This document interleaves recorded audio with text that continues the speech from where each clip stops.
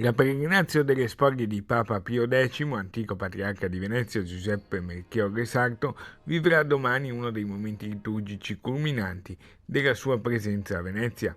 Domani sera alle ore 18 Antenna 3 trasmetterà in diretta dalla Basilica di Santa Maria della Salute la Santa Messa solenne presieduta dal patriarca di Venezia, Monsignor Francesco Moraglia, alla presenza delle autorità cittadine, associazioni, confraternite e di tutti i fedeli della diocesi. Per questa ragione anche la nostra programmazione serale avrà eccezionalmente solo per domani alcune modifiche. Al termine della celebrazione andrà in onda il telegiornale di Treviso, come sempre alle 19:30, seguito dalle edizioni di Veneto e Venezia.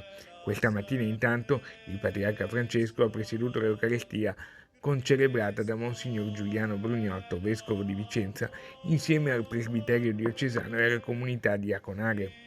Lui che in questa basilica più volte ha invocato la Madonna della Salute, aiuti anche la Chiesa universale, aiuti il nostro periodo storico. Fra poco pregheremo con la preghiera di Papa Francesco sulla pace. Domani sera alle 21 ci sarà la preghiera di compieta con le associazioni e i movimenti laicali. Successivamente le sacre spoglie di Papa Pio X partiranno alla volta di Marghera, alla parrocchia dedicata proprio a San Pio X, dove resteranno sabato e domenica. Arrivò a offrire anche la vita per evitare la guerra, la prima guerra mondiale, la prova di tante altre guerre.